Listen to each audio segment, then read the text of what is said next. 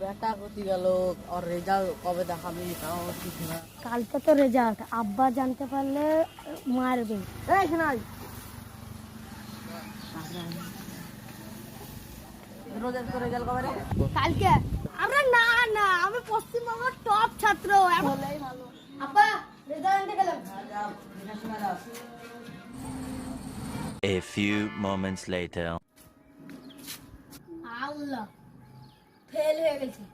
আব্বাকে যে কি জবাব দিব, বাড়ি গেলে তো আব্বা বাড়িতে ঢুকতে দেবে না।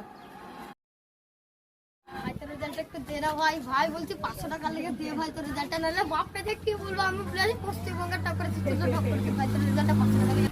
ভাই দে ভাই, দে ভাই, দে ভাই। এ ভাই তোকে 1 ঘন্টা লেগেছে।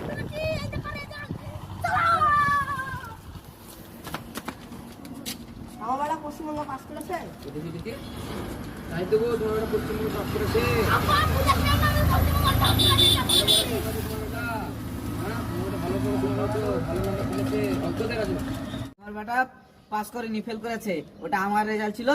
500 টাকা ভাড়ায় নিয়ে এসছে, 1 ঘন্টা পর দেবো তাই বলেছিল।